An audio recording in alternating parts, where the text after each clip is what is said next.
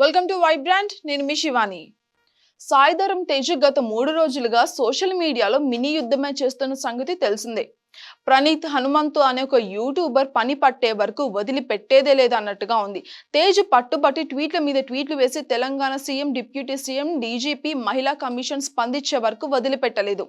తేజ్ ను real life hero అని కూడా అందరూ పొగిడేస్తున్నారు. తేజ్ మీద అన్ని వర్గాల నుంచి కూడా ప్రశంసలు కురుస్తున్నాయి.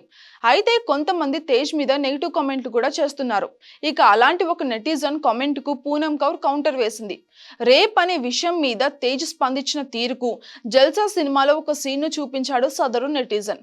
పడుకొని ఉన్న అమ్మాయిని రేప్ చేస్తే ఏమొస్తుంది అంటూ బ్రహ్మానందంతో పవన్ కళ్యాణ్ చెప్పే డైలాగ్ ను చూపించి, ఇలాంటి వాటి వల్లే యూత్ చెడిపోతుందని, అదే విధంగా ముందు వీళ్ళ మీద చర్యలు తీసుకోవాలి అంటూ సదరు నెటిజన్ అయితే కౌంటర్ వేశాడు. ఇక సదరు నెటిజన్ వేసిన ట్వీట్ కి పూనం కౌర్ రిప్లై కూడా ఇచ్చింది. డైలాగ్స్ రాసింది త్రివిక్రమ్, అంతకంటే గొప్పగా ఏం రాస్తాడులే, అంతకంటే ఎక్కువగా మనం ఆశించొద్దు అని కౌంటర్ అయితే వేసింది. పూనం వేసిన ట్వీట్ మీద నెటిజన్లు అందరు కూడా పలు రకాలుగా స్పందిస్తున్నారు.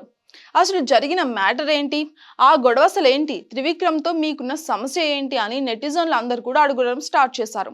కానీ పూనం మాత్రం ఇంతవరకు జరిగిన విషయాన్ని నేరుగా అస్సలు చెప్పలేదు. ఇక సదరు నెటిజన్ వేసిన ట్వీట్ కు పూనం కౌర్ అయితే రిప్లై ఇచ్చింది.